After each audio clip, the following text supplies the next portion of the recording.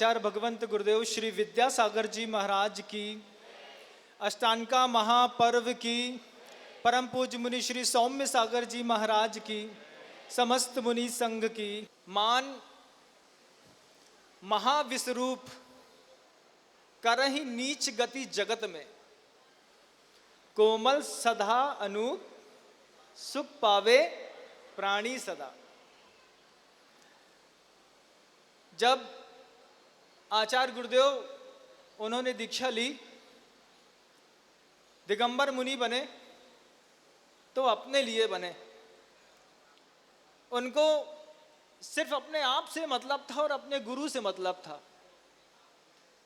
दो लोगों से मतलब था गुरुदेव का मात्र, एक अपनी आत्मा से, बाहर आंख खोल के देखते थे तो अपने गुरु से, क्योंकि उस समय बात संस्कारों की थी और संस्कार व्यक्तिगत और निजी हुआ करते हैं। बंधुओं, आपके भी कुछ संस्कार होंगे, कुछ आपके पिताजी के भी होंगे, आपके दादाजी के होंगे।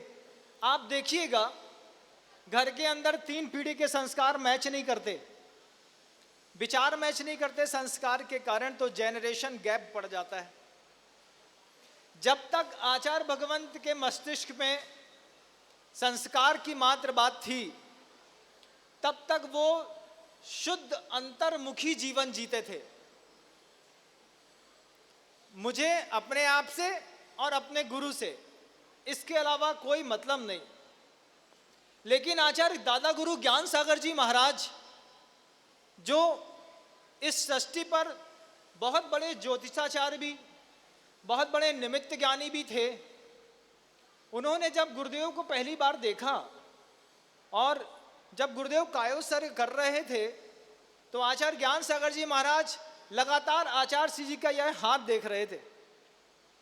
और हाथ देखते देखते आचार्य ज्ञान सागर जी महाराज ने अपने ज्योतिष विज्ञान से जान लिया कि ये एक ऐसा अर्जुन है कि इसको सही रथ और सही गांडीव सही समय पर दे दिया जाए तो ये सृष्टि की पूरी महाभारत का अंत कर सकता है। और आचार्य ज्ञान सागर जी महाराज ने कुछ खास कहा नहीं, अंदर एक तूफान पाले हुए आचार्य ज्ञान सागर जी महाराज, और शरीर से और चेहरे से बिल्कुल मौन दिखाई दे रहे थे। धीरे से उन्होंने आचार्य श्री को अपने भावों को परिचय कराते हुए पहले व्रत दिया, फिर मुनि दीक्षा दी। और मुनि दीक्षा देते वक्त तक आचार्य ज्ञान सागर जी महाराज, उनके पास कुछ खास ऐसा पद नहीं था। आचार्य पद उन्होंने आचार्य श्री जी की दीक्षा लेने के आसपास ही लिया। और आपको सबसे बड़ी आश्चर्य की बात होगी कि आचार्य ज्ञान सागर जी महाराज ने आचार्य विद्यासागर जी महाराज को दुनिया की सारी शक्तियां मात्र 5 वर्ष के अंदर दे दी। उन्होंने मुनि पद दे दिया, उन्होंने शिक्षा दे दी, उन्होंने चारित्र दे दिया, उन्होंने तप दे दिया, उन्होंने आचार्य पद भी दे दिया। और लास्ट में गुरु दक्षिणा में एक बात मांग के चले गए कि देखो, तुम मेरी जिंदगी में बहुत लेट आए। आचार्य ज्ञान सागर जी महाराज जी का गुरुदेव से संवाद था। बंधुओं, अंतर को छूना चाहिए ये बात। आचार्य ज्ञान सागर जी महाराज ने जब आचार्य श्री को देखा तो आचार्य श्री उस समय 21 साल के, आचार्य ज्ञान सागर जी महाराज 78-80 की उम्र को छू रहे थे। उन्होंने देखा कि ये मेरे लिए मेरे पास आया, लेकिन मेरी पूरी जब जीवन का अंत हो गया तब आया, अब मेरे संलेखना का समय है। तो आचार्य ज्ञान सागर जी महाराज ने गुरुदेव से कहा कि तुम मेरी जिंदगी में बहुत लेट आए हो, इस बात का मुझे दुख है, लेकिन इस बात की खुशी है कि मेरे जाने से पहले तुम मेरे पास आ गए हो। और अंतिम जो पीढ़ा थी गुरुदेव की, आचार्य ज्ञान सागर जी महाराज की, वो पीढ़ा, वो जो चिंता थी संस्कृति को बचाने की, उसके लिए आचार्य ज्ञान सागर जी महाराज ने संस्कृति के उत्थान के कुछ संकेत आचार्य भगवंत विद्यासागर जी महाराज को दिए।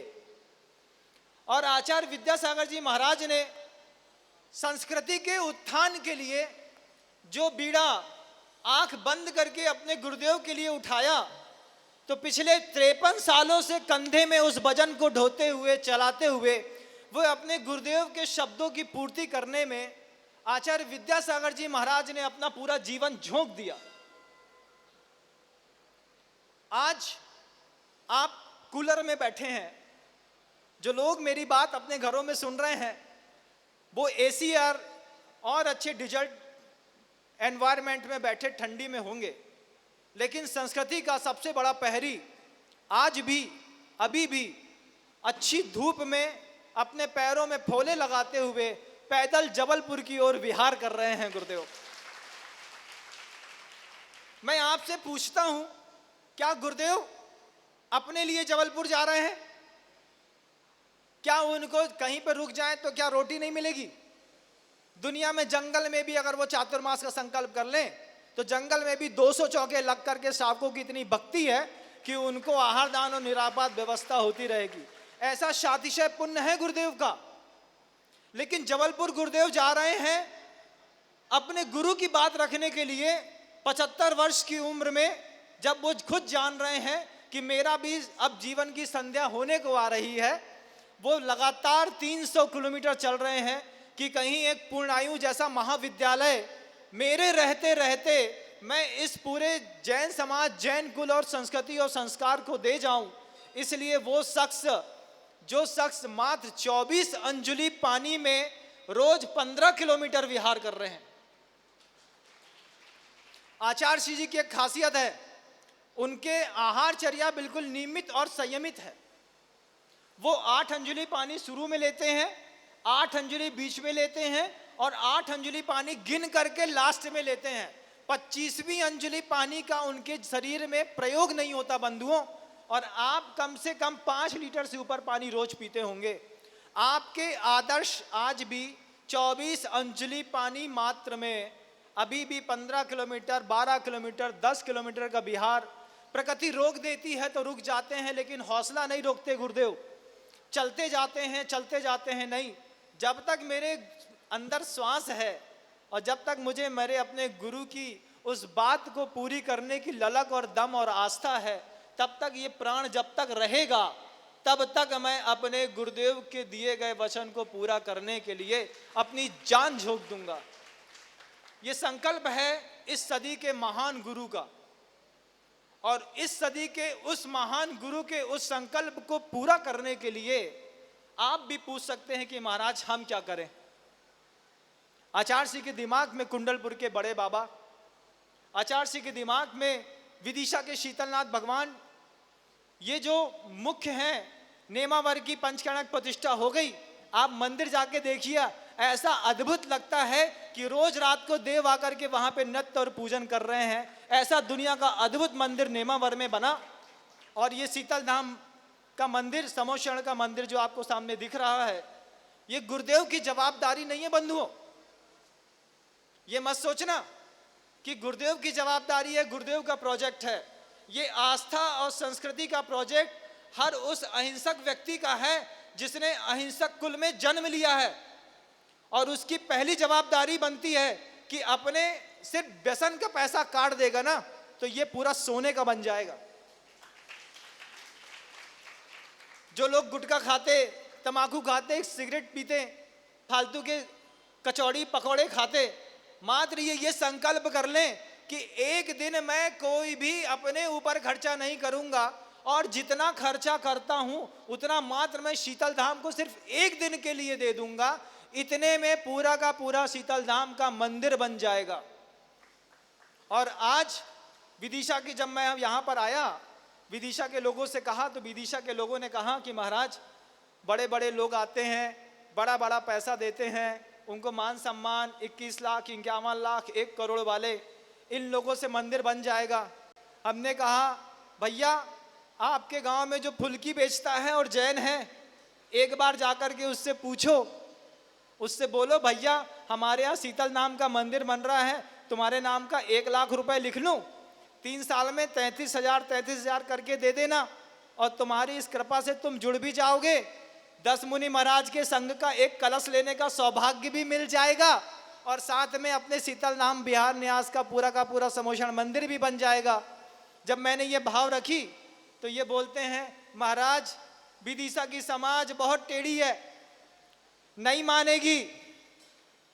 हमने कहा समाज टेढ़ी नहीं है, तुम लोगों का दिमाग टेढ़ा है। समाज तो बहुत सीधी है। समाज इतनी सीधी है कि एक बार में अगर आवाहन कर दिया जाए तो विदिशा जैन समाज को किसी से भीख मांगने की जरूरत नहीं है। विदिशा की पूरी जैन समाज अपने आप में इतनी सक्षम है कि अपने पूज्य गुरुदेव के किसी भी स्वप्न को साकार करने के लिए ना उसके पास तन की कमी है, ना मन की कमी है, और ना ही धन की कमी है। आचार्य श्री जी ने एक निमित्त बना करके चातुर्मास के लिए विदिशा नगरी में 10 मुनिराजों के संकेत दिए। हमारा ये विश्वास है कि जब 22 नवंबर को या फिर उसके आसपास गुरुदेव कुंडलपुर में होंगे, जिन लोगों ने यहाँ पर इस वर्ष का 1 लाख रुपए का कलश लिया है, मैं गुरुदेव के चरणों में बैठा होऊंगा, और अगर 1000 परिवार ने भी ये कलश लिया तो मैं विश्वास दिलाता हूं कि हर एक व्यक्ति को गुरुदेव का आशीर्वाद प्रत्यक्ष रूप से मैं स्वयं वहां पर बैठ करके दिलवाऊंगा। और टीवी चैनल्स में दुनिया के जो भी लोग इस बात को सुन रहे हैं, वो अपनी जवाबदारी से मुख न मोड़ें। अगर वो चाहते हैं कि कुंडलपुर के बड़े बाबा का मंदिर निराकुलता पूर्वक बन जाए, बहुत अच्छा बन जाए, दुनिया का सबसे बेहतरीन बन जाए, तो उनकी जवाबदारी होती है कि मात्र वो इस बात का संकल्प कर लें कि अगले 4 सालों में मैं मात्र 5 लाख रुपए कुंडलपुर के बड़े बाबा को बिना किसी के मांगे, बिना किसी के निवेदन के, अपने स्वयं की प्रज्ञा से हमारा कर्तव्य है, हम वहां पर पहुंचा देंगे। ये कमिटमेंट करके कुंडलपुर में एक बार अनुमोदना लिखा दें। जिनको लगता है शीतल धाम बिहार न्यास समोषण मंदिर ट्रस्ट ये पूरा मंदिर बना ले, और आचार्य श्री जब यहाँ से लौटे भोपाल हबीबगंज के मंदिर का पंचाणक करने के लिए, तो शीतल धाम बिहार न्यास के ट्रस्ट का पूरा मंदिर का पंचाणक करते हुए भोपाल जाएं। इसके लिए बड़ी बड़ी बातें नहीं बंधुओं, बड़ी बड़ी मेहनत काम करती है।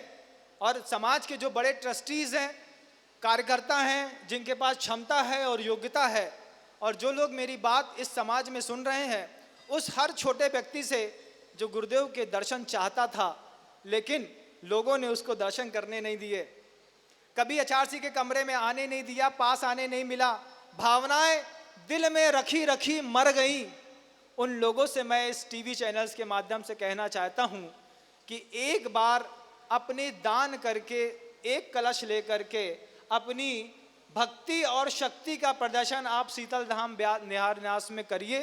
मैं अपनी और भक्ति के शक्ति का प्रदर्शन करके कुंडलपुर के बड़े बाबा के चरणों में हर उस एक छोटे और अबोध प्राणी को गुरुदेव का प्रत्यक्ष आशीर्वाद दिलवाऊंगा। इस बात के लिए मैं वचनबद्ध हूं। अभी मेरा समय हो गया बंधुओं, लेकिन मेरी बातें कभी खत्म नहीं होंगी। कोई भी मेहनत, कोई भी साधु अपने लिए नहीं करता, अपनों के लिए करता है। आज गुरुदेव ने कोई बात कही होगी, हम अपने पैर में 300 किलोमीटर का छाला पड़ा के यहाँ चले आए। आज उस बात की पूर्ति के लिए ये गृहस्थों का जो शुभोपयोगी मोक्ष मार्ग चल रहा है, आप लोग जो गृहस्थी में रह करके संसार बसाया, 5 पाप किए, पैसा कमाया, उस पैसे की पवित्रता को पूर्ण करने का एक मौका है। कल को अगर ये मंदिर बन गया तो आप अपना पैसा अपने पास धरे रहना, और कल को मान लो कोई घटना घट गई और यहाँ पर हम लोग चले गए या नहीं आए, और ये मंदिर ऐसा ही रह गया या कुछ हो गया, तो समाज पूरी आपको देख करके बोलेगी कि आचार्य विद्यासागर जी महाराज जब इस धरती पर साक्षात विचरण करते थे तब तुमने क्या किया। जब गुरुदेव का संग तुम्हारे नगर में आता था तब तुमने क्या किया। बार बार जो लोग आपसे पूछेंगे आपको बहुत बुरा लगेगा। आज मैं हूं, मैं आपको विश्वास दिलाता हूं, चातुर्मास के अंत होते होते तक शीतल धाम बिहार न्यास ट्रस्ट को विदिशा वासियों को और समोषण मंदिर में भगवान को कभी भी किसी से एक भी रुपए मांगने की कभी जरूरत नहीं पड़ेगी। बस एक हौसला आपका मिले कि हमारी विदिशा निवासियों की मात्र एक जवाबदारी ले लें कि मेरा कर्तव्य है, मैं अपना नाम मंदिर जी में आकर के खुद लिखवा दूंगा, इस बात के लिए कि भगवान मेरा कर्तव्य था, मैं चूक गया या मैं सो गया, लेकिन आज आपने जगा दिया है। ये 1 लाख रुपए मेरे पास आज हैं तो आज ले लीजिए, और आज नहीं है तो संकल्पित हूँ इस बात के लिए कि 3 इंस्टॉलमेंट में हर साल 33 हज़ार रुपए दे करके और मैं विदिशा के इस मंदिर को निर्दोषता पूर्वक बहुत अच्छे से बना दूंगा। गुरुदेव आएंगे, इसका पंचकणक करेंगे, आप सौधर्मिंद्र बनेंगे, लोग इंद्रदानी बनेंगे, और ऐसा अद्भुत दृश्य होगा जो हमारी दृष्टि में देखने को मिलेगा। भावनाएं मात्र बहाने से काम नहीं होता, उसके लिए पुरुषार्थ किया जाता है। अपने सोते हुए पुरुषार्थ को जगाइए और ट्रस्ट के लिए अपनी एक योजना में स्वयं सहभागी बनिए, स्वयं कार्यकर्ता बनिए, और किसी भी ट्रस्टी का या अध्यक्ष या मंत्री का मुंह मत देखिए। आप तो सीधे अविनाश भैया के पास चले आइए। आपको टीवी चैनल्स में बहुत सारे नंबर दिख रहे होंगे, उन नंबर में फोन लगा दीजिए। आपको लगता है तो हृदय मोहन जी दादा साहब के पास आ जाइए, बसंत जी के पास आ जाइए, राजीव चौधरी भाई के पास आ जाइए, कहीं पर भी आप पहुंच जाइए, लेकिन अपनी संवेदनाएं और अपने कर्तव्य को आप स्वयं पहुंचा दीजिए। हम लोगों को इतनी मेहनत करने की जरूरत नहीं होगी, हम लोग आराम से अपना धर्म ध्यान करेंगे, आप भी धर्म ध्यान करेंगे, और युगों युगों तक, हजारों वर्षों तक इस संस्कृति के इस अध्याय को लिखने में आपका योगदान अविस्मरणीय रहेगा। इन्हीं भावनाओं के साथ समय की कमी के कारण अपनी वार्ता को विराम दे रहा हूं। अहिंसा परमो धर्म की। आचार्य भगवंत गुरुदेव श्री विद्यासागर जी महाराज की।